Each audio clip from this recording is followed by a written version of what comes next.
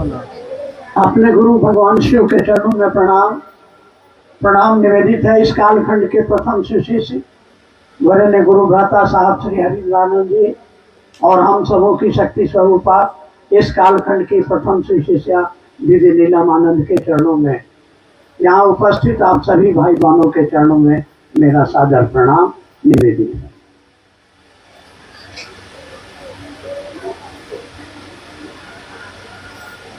बड़े सौभाग्य के क्षण हैं ये। न जाने किस मंगल मुहूर्त में इस धराधाम पर दीदी नीलम आनंद का पदार्पण हुआ, लेकिन जब से उन्होंने धरती पर अपने कदम रखे और जब तक शरीर में रही, उनका आशीर्वाद, उनका संकल्प, उनके जीवन का पल प्रतिपल शिव शिष्यता की एक अनमोल धरोहर बनकर रह गए। एक आदर्श पत्नी के रूप में, एक आदर्श माँ के रूप में, एक आदर्श बहन के रूप में, एक आदर्श शिव शिष्या के रूप में, जिंदगी के सारे रूपों में उन्होंने अपनी एक अमिट छाप छोड़ी है। हमारे आपके लिए एक मिसाल, एक उदाहरण दिया है और साहब के इस कथन को सार्थक किया है कि रहो धरती पर, लेकिन धरती का होकर नहीं रहो। तब किसका होकर रहो? किसका होकर रहो? महादेव का होकर रहो। और इसीलिए मर मर के उन्होंने गुरु का कार्य किया और करते करते इस शरीर को त्याग किया। आइए, जब आज से करीब कितना साल हुआ? 88, कितना साल हो गया? 24 और अरे करीब हो गया 36 साल हो गया होगा, है ना।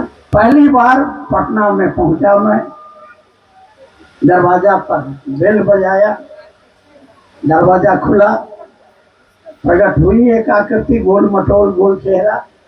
मेरे समझा कि तो लगता है चेहरे मोरे से बहुत प्रतिभाशाली, प्रभावशाली जरूर, क्योंकि साहब श्री हरिनानंद जी को, जिनको हमने पढ़ाया था कॉलेज में, जिनके साथ श्मशान और कब्रिस्तान की यात्राएं की, वो 20 साल पहले की घटना थी।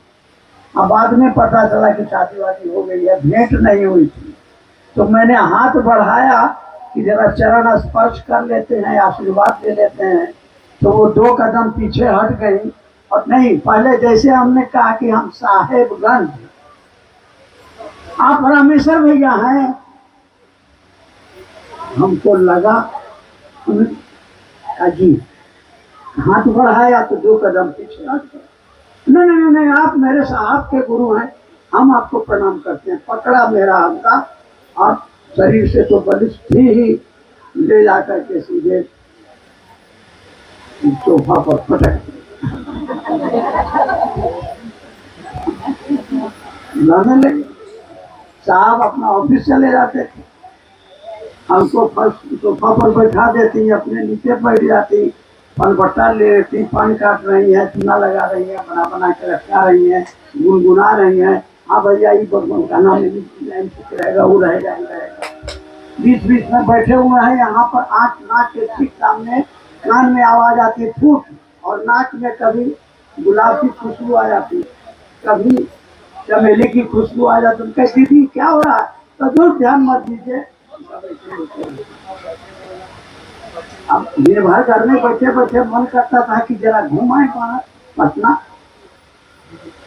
जैसे कमीज पहने, क्या बात है भैया, कहाँ जा रहे हैं? बैठिए, पान खाइएगा, चाय पीने का मन है, बैठिए, हम चाय बनाते हैं। सूरत गई, चाय बना के ले आई, पान बना के ले आई, फिर कुछ गुनगुनाना, कुछ भजन बनाना। जब 3-4 दिन हुआ तो हमको डर लग गया कि हमको कहीं भेड़ा बनाने का कार्यक्रम तो नहीं। आए सुनते थे कि बंगाल में आदमी को भेड़ा बना देता है। बड़ा तेरा एकांत में साहब को कहे कि हम बाहर जब निकलना चाहते हैं, निकलने नहीं चाहते, तो साहब ने कहा सुनिए, अभी आपका दिन बहुत खराब चल रहा है, बाहर निकलिएगा हाथ गोड़ टूट जाएगा। दीदी को बहुत शक्ति है, वो आगे पीछे जानती है, इसलिए आपको रोकती है। तो उनके कहना को मानिए। उस दिन के बाद से फिर तो हम तो परम भक्त बन गए थे और दीदी का अपना आशीर्वाद मिलता रहता था। वो बताती थी, पूछती थी कितने बच्चे हैं, पत्नी कैसी है। उनको देने के लिए वो कपड़ा बेचने वाला आता था। हाँ वो साड़ी क्या तो नाम, राकेश। हाँ अभी ले लीजिए वो साड़ी को, पैसा बात में देते रहिएगा। हाँ देते रहिए, पत्नी को खुश करने के लिए कुछ देना चाहिए। उसके बाद मेरे गले में देख रहे हैं, हाँ देखा है नहीं, नकली है, नकली है, असली वाला घर में रखे हुए हैं। अभी पत्नी के लिए बनवा दीजिए, कहीं पड़ी के जाएंगे तो जरा सा रोक रहेगा। ये सब किस्सा कहानी होता था। और जब सवेरे 9 बजे 10 बजे साहब तैयार होके आते, ये वो रसगुल्ला खा लेते और चल देते। यहाँ रोटी बना के रखी हुई है, सब्जी बना के रखी हुई है भी नहीं करते थे। तो हमको दीदी कहती थी, रो रो के कहती थी, आंखों से आंसू बहते थे कि देखिए ना इतना प्रेम से खाना बनाए, खाए नहीं किए। जो टिफिन दिया जाता था जहाँ उनके ऑफिस में उनका चपरासी खाता था, साहब अपने नहीं खाते। और वो गुनगुनाया करती थी। 2-3 लाइन हमको याद रह गया है, बाकी अब क्या करें। एक जगह चर्चा में गए तो कहा कि हम लोगों के सबसे बुजुर्ग बूढ़े गुरु भाई आ रहे हैं, तो आप माफ कीजिएगा, क्या कि आप सब लोग मुंह लटका के बैठे हुए हैं, इसलिए हंसाने के लिए कह रहे हैं, बूढ़ा होगा तेरा बाप।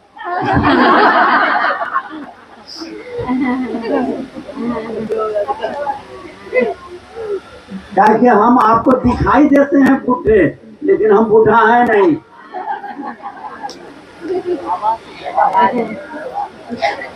हम तो समझिए आज से 3 साल पहले मर गए थे, कोरोना हुआ।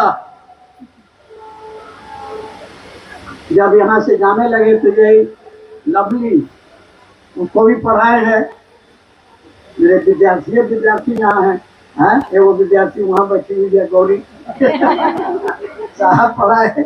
तो लवली ने कहा साहब को, हम कार में बैठ रहे, हमको हॉस्पिटल भेजा जा रहा है, कोरोना हो गया। लवली ने साहब को कहा, हमने भी सुना कि मंडल सर लौटेंगे नहीं क्या। साहब ने कहा कि फलना करते हुए हम उसको लौटा। फिर जब हॉस्पिटल चले गए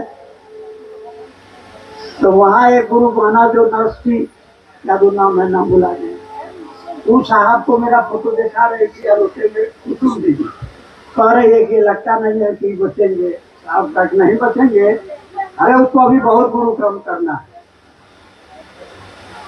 और एक बार साहब ने हमसे कहा कि अब बुढ़ा हो गए, चलिए अब चला जाए, मन नहीं लगता। मैं कहा चलिए, इस संकल्प जो किए हैं कि एक एक आदमी के दिल में शिव शिक्षा का चिराग जलाना है, तो चलिए चलिए, कहाँ चलिए। तो साहब ने किसके आगे कहा, तब रहिए आप, इसलिए अब बूढ़ा नहीं है, अभी तो नजर में हुआ।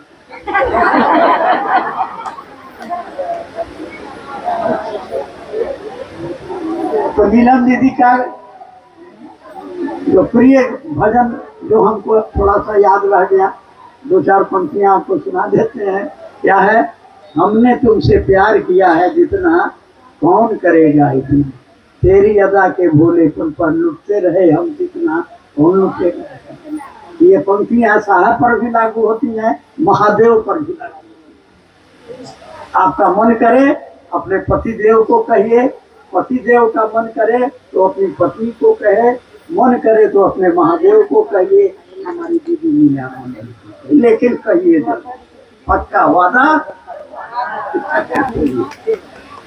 तो नीलम दीदी का जो जीवन और उनके जीवन की घटनाएं पल प्रतिपल हमको महादेव की ओर जाने के लिए प्रेरित करती है। एक आपने पढ़ा होगा अनविल आखर में उन्होंने बड़े प्यार से एक स्वेटर बुना था अपने लिए, और एक महिला आई, उसके शरीर पर देखा फटे हुए कपड़े, उन्होंने अपनी साड़ी और अपना वो प्रेम से बुना हुआ स्वेटर भी दे दिया और आशीर्वाद मिला। आज भी उनकी अलमारी बरखा दीदी हार गई खाली करते करते, खाली करती है हर साल, आदमी बढ़ जाता। ये है दीदी का आशीर्वाद, उनकी दया, उनका आशीर्वाद, उनका साथ पाने के लिए बस उनकी इस बात को याद रखना है। उन्होंने कहा इस शिव कार्य को ईमानदारी से, और उनका यह आशीर्वाद, ये संत का आशीर्वाद है, आध्यात्मिक विभूति का आशीर्वाद है कि आप शिव से बने रहें, आपका जीवन शिवमय हो, आपका जीवन सुखमय हो, आपका जीवन मंगलमय हो। ये आशीर्वाद उन सभी तमाम लोगों पर प्रभावी होगा जो ईमानदारी से गुरु कार्य करने की दिशा में चलने का प्रयास करेंगे। हमको और आपको प्रयास करना है, क्योंकि साहब श्री ने ये समझाया है कि करते तुम ही हो, कराते तुम ही हो। आज हम जो कुछ भी कर रहे हैं और करते जा रहे हैं, ये दुनिया करती रहेगी, उसके पीछे साहब जी का संकल्प काम कर रहा है, उनका आशीर्वाद काम कर रहा है। इसलिए उन्हीं से दया मांगेंगे, उन्हीं से आशीर्वाद मांगेंगे और उस दिशा में चलने का प्रयास करेंगे। वह दिशा क्या होगी?